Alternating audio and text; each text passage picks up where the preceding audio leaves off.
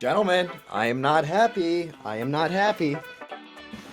There's quite a few of you guys now, and none of you let me know about the B782. Come on! That thing is ridiculous. Unfortunately, I learned about it in probably the worst way that you can, which is just coming across something that is ridiculous as the opponent. And let's just say it very much surprised me. So we're actually going to be going through that clip specifically and what my flights look like in the B782. Give you a quick little review and some breakdowns. What to do if you face this thing and how to fly it. We won't waste any time, we'll get right into it. I appreciate you guys choosing me to spend your time, so we're not going to waste it. I was flying a Yak 9T over Sicily, about 12,000 feet, probably the max effective altitude that you really want to fly that thing at. So I see something approaching me from the front, not really sure what it is, but I go into my typical pattern where I draw them to one side and then roll underneath their nose to the other. See it right there. So he's already committed, and now I can pull the other way. I essentially just try to pull him into a one circle or two circle depending on his turns. And I get on a 6 right here. This is really good. I realize it's some type of attacker aircraft with a gunner, so I'm not trying to sit behind it for very long. I also don't have a ton of ammunition. I only have 7 rounds left in that 37mm, and then 33 rounds in a single 12.7 machine gun. So not a lot of gusto, especially if I'm going toe-to-toe with whatever gunner is back there. I think it's a 13.7mm, so pretty big round. I don't want to be sitting behind it. Not for naught, but these Yaks don't really absorb damage super well. So I just kind of reclimb after I force him down. I'm not super concerned with him. I was actually just trying to look for something else. But I see him reclimbing back towards me, and that's pretty scary. I don't know what this thing's got on it. I don't think I've ever really versed a B782, believe it or not. So he takes a shot, he just misses. And I'm not sure how to fight this thing. I have no idea what I'm dealing with. I know he has a backseat gunner, so I make some assumptions that I shouldn't make. Honestly, the assumption I should have made was that I've seen the Japanese roundels. I just should know that it's sort of broken. So here I'm actually going far to the right, so when he turns I can get a shot in, and then he does that. Yeah, this thing has a, between like 220 and about 260 knots. That B782 turns like a... It's actually crazy. Probably should have killed me there, not gonna lie. He gets another opportunity, and it is right here. Very, very, very scary. Luckily for me, his guns are kind of trash. Now, I keep trying to force the same fight. I'm not learning my lesson. I'm a little stubborn. In fact, I am sort of awestruck. Now, here is the sketchiest. Whew! Yeah. Yeah, it's really bad. Now, his guns are slow firing. They are high velocity, but they don't fire a ton of burst mass per second. And I just keep putting myself right in his guns. So I'm going to try something else. Force him into the rolling scissors here, and let's see what happens. I absolutely goof it, overroll the plane, and turn back over. Guys, I am not the best pilot in Sim, just so you know. I'm just keeping in this turn. He probably should kill me here. Luckily for me, seems like he wing stalls or he tries to grab more energy when he shouldn't have. So the 2 circle isn't working either. I feel like I'm in a last-ditch situation. I hit the Cobra button. I know me and him are the only people around, and this would have worked if I hadn't overrolled the plane. Should have died. That's probably the scariest frame I've ever seen in War Thunder Sim. Should have died. Again. But luckily, I don't know if he loses visibility at the top of his stall or if I just play my throttle game right here by dropping it down to 20% and just sitting at 120 knots. But I end up getting on a 6. Now, I don't want to throw this away because everything that I've seen is that he's outmaneuvers me in every situation possible. So if I can sit on his 6 here, try to get some of my limited ammunition onto his plane, that would be amazing. I would feel very accomplished, especially after I lost this fight at almost every single point possible. Now, he just gets too slow. From flying that thing, I've realized that if you keep combat flaps out, sit and WEP, you're going to outrate a Yak 9T, which is ridiculous to say. I miss my shots with the 37, get one single 50 hit. Luckily, his gunner misses. That gunner, I can't seem to make it work, but I also don't have mouse aim. End up getting the kill. So, that was formidable. Now, about those guns, like I was saying before, they are very slow firing. But when they hit, I mean, they're 20 mils. They are going to slap. They can reach out and touch people for sure, especially with my normal 800 meter convergence that I use for the 20 mils. Can really reach out. That was an LA5, just tried to climb a little bit too close to me, and he paid the price. A Piorsky diving in, or sorry, this is the VB, whatever that French VB fucking robot thing. Like I said, these guns can reach out and they can touch people. So if you think you're safe, stop flying straight. Somebody's got these high velocity Type 99 20 mils. Assume you are within range, especially with a platform this stable in the B782. Now mind you, this thing is a dive bomber. It can carry an 800 kilogram bomb in a bomb bay as well as a torpedo. And there's also another loadout where you get two 250 kilogram bombs in a bomb bay, and then like 3 or 4 60 kilogram bombs on the wings, which are really good for convoys. They're good for going after ground targets. But this thing is primarily a bomber. Now, in a lot of situations, dive bombers have a very, very, very good pull when it comes to the elevator access at a certain speed to help them pull out of a high G dive. Things like a Hell Diver actually have that. Stukas are pretty good with it too. Now, the range for that capability on this aircraft is just ridiculous. It really is nuts. There you go. I got another hit on a P-47D. Now, P-47s are going to be the bane of this thing's existence. Unfortunately, the minimum fuel that you can take in the B-782, I learned, is 1 hour and 26 minutes. So you are kind of heavy.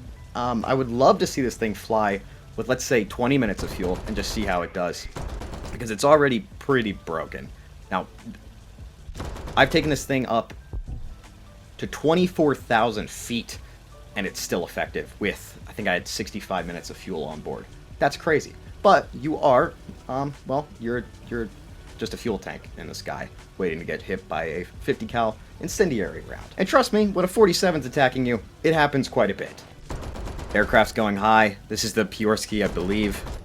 Missing my shots here, just trying to save the ally, and it's not going well. Until I pull within here and actually get a really good shot. Severe damage, take off his wings. That's what these Type 99s are really good at. But it can't absorb damage too well, and I think this was a heavy round from some type of yak fighter. And my wing's gone. There's really no recovering from this type of fight. But that was my first death in that aircraft. After a match like this, which is... it's ridiculous. There's no other way to say it. There's only one time in about 6 matches now where I died in a 1-to-1 head-on engagement where we had a full merge and everything, and that was against, well, it was against a 0. This thing loves to get set on fire by aircraft like that, which that'll happen, you know, you'll get pounced. And a lot of your deaths, like I was saying before, will come from third parties. Because as much as you have good dive speeds, you really cap out at about 350 knots. And at this BR, a lot of things can catch you. Now, you've got that back gunner, but it really doesn't have a ton of range. So once you get into a fight, you're locked into that fight. Or at least that's how I was flying it. Maybe other people have other strategies. But this thing is extremely effective. I was forcing all the fights that I possibly could. This situation, it was a P-51C coming in with lots of energy. When they have this energy advantage, you're in trouble. But I kept trying to force the fight, just trying to keep him slow. Probably should have hit me on that shot, but he was a little bit nice, not causing a collision, so I appreciate that. I'm going aggressive with the flaps. You can really, really keep these flaps out for a long time in this aircraft. About 240 knots, you can have your combat flaps out, and 220 knots, you can have your takeoff flaps out. So if you didn't think the turn was ridiculous enough already, I don't know why this P-51C decided to go up with me here. He had all the energy to dive away and reclimb, but he gave me a shot on his tail. This engagement blew me away, alright? So sort of merged with a friendly A6M3. Not going to worry about him, but that right there is an American BF-109F4. So where's the 109F4 excel? It excels in rolling scissors, it excels in stall fights, it excels in energy fighting. What does this thing excel in? I have no idea yet. So let's test it out. Let's see what it does. I'm going to force this 109 into its... I'm going to play this 109 where its strengths are. Now this thing has an air brake, being a dive bomber, so while he's trying to get slow in front of me, which he's clearly dropping his throttle to do, I can drop my throttle and extend air brake and put out takeoff flaps and continue in his turn, no matter what, and then get my rudder kick just in perfectly at about 160 to 170 knots. That is prime real estate. So yes, it can keep up with a 109 F4 and a rolling scissor. That's insane. Now this specific engagement I love because it was sort of a rematch of the very first time that I versed this thing when I was flying my Yak 9T. Here we go. We are coming to the full merge with a Yak 9T. I pull in behind him. He decides to go vertical. And I'm going to, of course, follow him because I am in a Japanese fighter, which is allergic to stalling. Put in the takeoff flaps, go full landing to bring my nose down. And now he's sort of in trouble because he's bled all of his speed. But, you know, he's a fighter in his mind. Yeah, well, in my mind in the very first clip, I'm a fighter. I'll just outrate him. You know, I'll stay in my horizontal attitude. I'm going to keep this flight path. Like I was saying, guys, combat flaps at 200 knots, they're going to do you favors. Now, in this situation, I start off about 1-to-1 with this Spitfire. I intentionally lined up right next to him after intentionally missing all of my shots, you know, to really get a good clip for you guys. Now, I know Spitfire is going to have lots of turn. That's what he's going to want to do. So I'm going to go super aggressive with those flaps early and get severe damage on the very first turn. What you got to do with the Spitfire, you cannot miss. Now, I'm not sure what that fight would have looked like if it prolonged, but we will see some sort of example later on. Speaking of which, here's 2 British fighter aircraft headed my way from about my 10 o'clock. I'm not sure what they are since this is a mixed battle, but I'm going to go in with my typical strategy. Just kind of trying to throw them off here, maybe get them to think something silly's happening. And preparing my pull underneath. So now they are going to overcommit in their dive with full speed down to my left, and now they're going to have trouble rolling over to the right side. I think that they might have it, so I'm going to go up. I'm assuming that they're locking up here, and the second Hurricane just isn't paying attention, and he gets killed. Alright, so that's just aggressive. That is just aggression and opportunistic. Like I was saying, I've got those flaps out, turning in on what I think is a second Hurricane, and he also goes down. No, he doesn't. No, he doesn't. I'm just kidding. Yeah, I missed. Alright, like I was saying, these guns, situations like that, maybe they don't do the best. But you know what? Long range, they will slap. They are accurate. They just don't fire as fast as I would have liked. They're not like a Firefly Suspanos. Now another aircraft is coming up for me here. It looks like a BF-110 if I had to guess. Combat flaps are out. Not even going to give his gunner a chance here. On fire immediately, and we're off. Now this one is funny. So this is, what is this, an IL-8? No, some type of IL-2 down there, right? I think it's an IL-2M. And I see what he's doing, so making sure I'm not overspeeding. Like I said, the speed limit's about 350, but I want to make sure I can get a good shot here. I miss on this initial pull, and I see where he goes. It's up to his right side. It's not a bad angle. But you know what? That IL-2 is really big target, really big target. And I know that these Japanese Type 99s, if they get a hit on those wings, they will snap them off.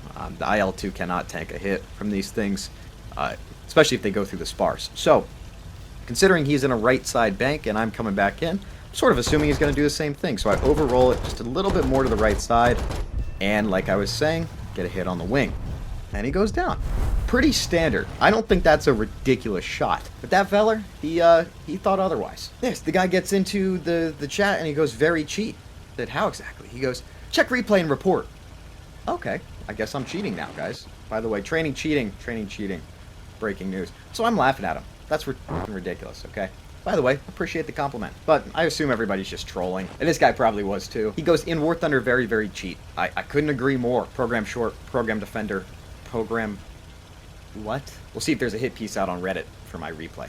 But as Frodo says, I just have a good gaming chair. Thanks, Frodo. You and Edibles always have my back. Let's trademark that. Alright, now I get into the worst fight I could have possibly gotten into. I'm not sure what this thing is. It's really dark out, so I can't see any type of liveries on this aircraft. And it's really hard for me to identify. I forgot that this was a mixed battle when I entered this fight, because this actually turns out to be a 0. Now, it is an American 0, but it's a 0 nonetheless.